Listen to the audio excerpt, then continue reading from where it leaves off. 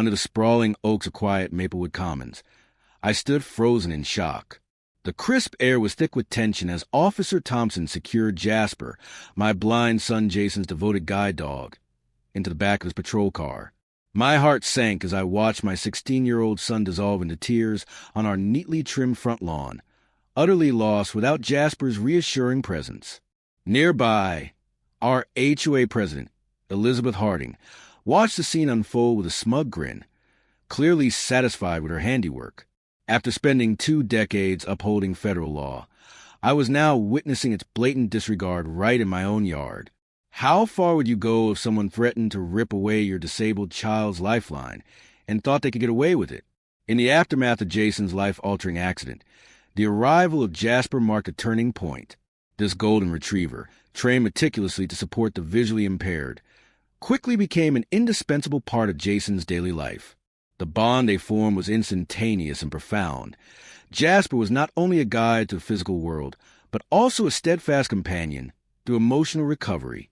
Each morning, as the sunlight filtered through blinds, Jasper was there, his presence a constant reassurance in Jason's newly darkened world. I watched from the front porch, a silent observer of this growing partnership. With each cautious step Jason took, Jasper was attentive, his body tuned to Jason's movements, his leash loose yet ready. The confidence that Jason gained was palpable. With Jasper by his side, he walked with more assurance, his previous hesitation replaced by a budding assertiveness that had seemed lost in the aftermath of his accident. Moving to Maplewood Commons was meant to be a sanctuary for us, a community touted for its inclusiveness and quality of life, where a father and his disabled son could start anew. The serene, tree-lined streets and the community's reputation for neighborliness seemed the perfect backdrop for Jason's new beginnings. As Jason ventured further each day, exploring the neighborhood with Jasper, I felt a hopeful peace settling over us, believing we had escaped the chaos of our past tragedies. However, the tranquility was misleading. Beneath the surface of this idyllic community, prejudices and power plays were aligning against us, triggered by a simple act of independence that some viewed as a disruption.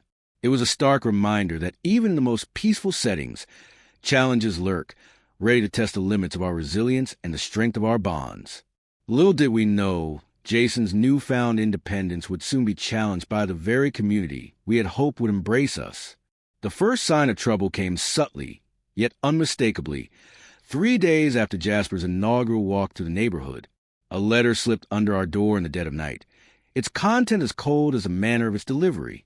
The notice was stark, citing an unauthorized animal on premises, with a hefty $750 fine and a demand for immediate removal. My hands trembled not with fear, but with a rising anger that I hadn't felt since my days presiding over civil rights violations in court. Refusing to let this blatant discrimination go unchallenged, I called for an emergency meeting with the HOA board, armed with Jasper's service animal certification and ADA documentation. However, the HOA president, Elizabeth Harding, dismissed the documents with a flick of her manicured nails, coldly stating, "Your situation doesn't exempt you from our rules." Her words hung in the air, heavy with disdain not just for the legal documents, but seemingly for Jason's disability itself. She continued with chilling nonchalance, suggesting that some residents find certain disabilities unsettling, implying that our very presence disrupted the aesthetic purity she prized. This encounter was not just an administrative challenge. It was a personal affront, an attack on Jason's right to live freely and independently. It became painfully clear that our battle for acceptance and equality was just beginning, set against individuals who viewed disabilities as inconveniences rather than human conditions deserving empathy and respect. In the stark boardroom, the tension was palpable as I laid out the federal laws protecting service animals under the Americans with Disabilities Act, ADA. My voice was steady, each word underscored by years of judicial experience, as I explained that federal law supersedes any HOA regulations. Despite this, Elizabeth and her board members remained unmoved, their faces a mask of polite indifference. "We've had other residents attempt to claim special status before, Mr. Parker," she replied dismissively, ignoring my corrections to address me as Judge Parker, a title I had earned through years of service on the federal bench. Their resistance only strengthened my resolve. As we left the meeting, Jason, who had been silent throughout, whispered to me, his voice tinged with confusion and hurt, "Dad, why do they hate Jasper so much?" It was a moment that pierced my heart. How could I explain to my son that the prejudice wasn't against Jasper, but rather what he represented? A challenge to the superficial harmony of a community governed by appearances. Determined to protect my son and assert his rights, I embarked on a meticulous campaign. I installed security cameras that pointedly covered our property, capturing the comings and goings of HOA members who seemed suddenly interested in our compliance. I documented each encounter, prepared as if for a major legal battle, gathering evidence of the HOA's discriminatory practices. This wasn't just about a fine or a rule. It was about fighting a systemic abuse of power that sought to marginalize those who did not fit a predetermined mold of normalcy. As word of our dispute with the HOA spread, the community's reaction was mixed. Some neighbors whispered words of support, empathizing with Jason's plight, while others, swayed by the HOA's influence, began to view us with suspicion. The atmosphere in Pine Grove Estates grew increasingly charged, a reflection of the division sown by the board's stance on Jasper. The HOA, feeling the pressure but unwilling to relent, escalated their tactics. Elizabeth authorized the installation of additional security cameras, ostensibly for safety, but pointedly directed towards our house. Residents were subtly encouraged to report any unusual activities around our property, painting us as the instigators of unrest. One afternoon, as Jason and Jasper walked the quiet streets, a neighbor's smartphone camera followed their every move, a blatant act of surveillance. This intimidation reached a peak when anonymous complaints were filed with local animal control, alleging Jasper was aggressive, a baseless accusation that brought inspectors to our doorstep. Each visit was tense but concluded with the officials confirming Jasper's impeccable training and gentle demeanor. Despite these vindications, the repeated investigations took a toll on Jason. He became increasingly reluctant to venture out, his independence curtailed by the community's unwarranted fear and surveillance. It pained me to see my son retreat into himself, a shadow of the confidence he had started to rebuild. The situation reached a boiling point when the HOA issued a new set of emergency regulations targeting our situation explicitly. These included demands for all animals to be registered with DNA samples, monthly medical verification for residents requiring special accommodations, and even a stipulation that specially trained animals like Jasper wear muzzles in common areas. Each new rule was accompanied by punitive fines, now accumulating into thousands of dollars. Refusing to be intimidated, I prepared to challenge these regulations legally. Armed with extensive documentation, voice recordings, emails, photographs, and witness statements, I was ready to turn the tables on the HOA. I presented my case not just as a defense of my son's rights, but as an indictment of the HOA's overreach and discrimination.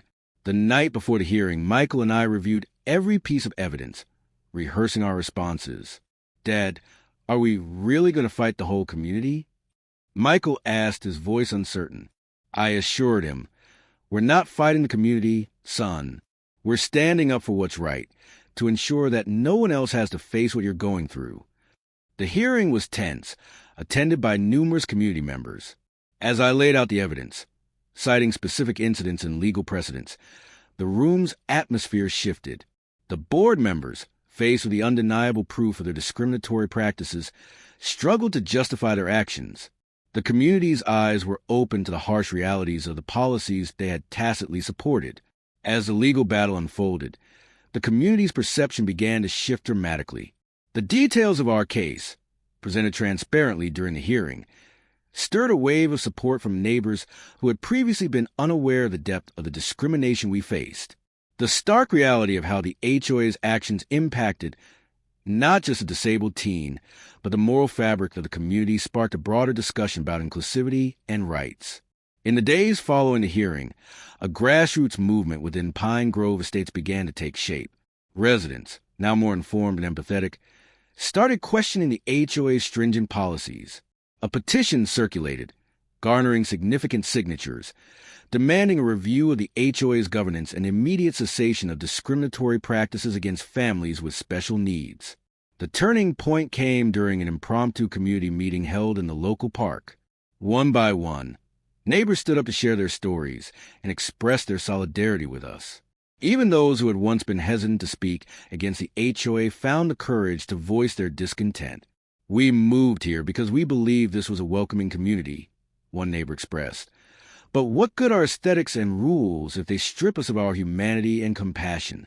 The meeting concluded with a collective call for action to reform the HOA board and revisit the community's values and rules to ensure they align with principles of fairness and respect for all residents, regardless of their circumstances. The groundswell of support from the community culminated in an extraordinary general meeting called by the residents of Pine Grove Estates. The atmosphere was charged as members of the community gathered, many for the first time aware of the extent of the HOA's overreach. The room was packed, a testament to the residents' newfound commitment to change.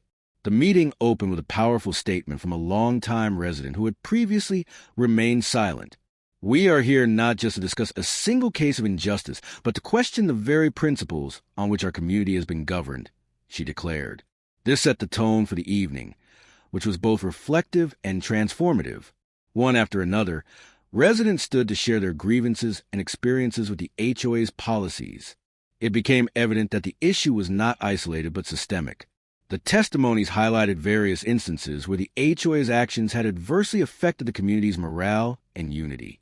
Faced with mounting pressure and a clear mandate from the community, the HOA board was compelled to act. The meeting resulted in the resignation of several board members, including Elizabeth Harding, who had been at the forefront of the contentious policies. In their place, a new interim board was elected, comprising residents who had been vocal in advocating for reform. This new board was tasked with undertaking a comprehensive review of all HOA policies and procedures. Their mandate was clear: to ensure that the community's regulations were not only legal but also ethical and inclusive. They announced plans to work closely with legal and diversity experts to rewrite the HOA's guidelines, reflecting the community's values of inclusivity and respect for all residents. With the restructured HOA board in place, significant changes began to unfold within Pine Grove Estates.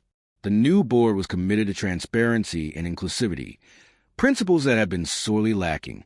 They initiated a series of workshops and open forums, inviting all residents to participate in the rebuilding of community guidelines. These sessions were led by experts in civil rights and community management, ensuring that the new policies were not only legally sound but also morally just. The focus was on creating a living environment where all residents, regardless of their physical abilities or backgrounds, felt valued and protected. The revised guidelines introduced were comprehensive. Service animals. Clear policies supporting the rights of individuals with service animals were established, including guidelines that align with ADA requirements. Equality and non-discrimination. A strong non-discrimination clause was incorporated, covering all aspects of community life, from property modifications for disability access to the use of common areas. Transparency and governance. The HOA committed to transparent decision-making, with all meeting minutes and decision processes made available to all residents. Community engagement. Regular community meetings were instituted, not just for policy discussions, but also to foster a sense of unity and shared purpose among residents. As these new standards took effect, the community began to notice a shift. The atmosphere in Pine Grove Estates became more welcoming and supportive. Residents who had previously felt marginalized or overlooked now participated actively in community events and governance, contributing to a richer, more diverse community life. As the new community standards took root, Pine Grove Estates experienced a palpable transformation. The once pervasive atmosphere of tension and exclusion gave way to one of camaraderie and mutual respect. Residents who had once felt alienated were now integral parts of the community fabric, leading initiatives and participating in events. The most significant change was observed in how residents interacted with each other. There was a newfound respect and understanding that transcended past prejudices. Community gatherings, once formal and stiff, became genuine celebrations of diversity and inclusiveness. Programs were implemented to educate residents about disabilities and the rights of individuals under the ADA, which helped dismantle misconceptions and foster empathy. Jason and Jasper became symbols of resilience and change within the community. Jason, once withdrawn due to the fear of discrimination, now thrived, bolstered by the community's support. He began to volunteer, helping to organize events that promoted awareness and inclusiveness. The success of these initiatives was not just in a happier, more cohesive community, but also in the tangible outcomes. Property values in Pine Grove Estates actually increased as the community became known for its progressive and inclusive environment. This new reputation attracted prospective homeowners who valued diversity and community spirit over mere aesthetics. The transformation at Pine Grove Estates not only reshaped the community, but also set a precedent for how HOA-governed communities could evolve through active participation and inclusivity. The positive changes in Pine Grove became a model that neighboring communities sought to emulate, with Jason and I often invited to speak about our experiences and the legal battles that paved the way for change. Jason, empowered by his journey and the community's support, founded a nonprofit organization focused on advocating for the rights of individuals with disabilities, particularly in residential communities. His efforts, coupled with his personal story, inspired legislation aimed at strengthening protections for people with disabilities against discriminatory HOA practices nationwide. As for Pine Grove Estates, the community continued to thrive under the new governance structure. Annual events celebrating diversity and inclusivity became highlights of the community calendar, drawing attention from media and civic leaders. The community success story was featured in national publications, highlighting how understanding and respect for individual rights can enrich community life. Reflecting on our journey, I realized that our struggle had not only been about fighting discrimination, but also about laying the groundwork for a legacy of change. It was a reminder that real change often starts with challenging injustices at the local level, one community at a time. As we walked through Pine Grove Estates, now vibrant with the laughter of children playing and neighbors chatting, it was clear that the true victory was the community's collective triumph over prejudice. The legacy of our fight was not just in the legal precedent set or the policies changed, but in the hearts and minds that have been opened. This transformation was our truest success, a testament to the power of standing together for justice and equality.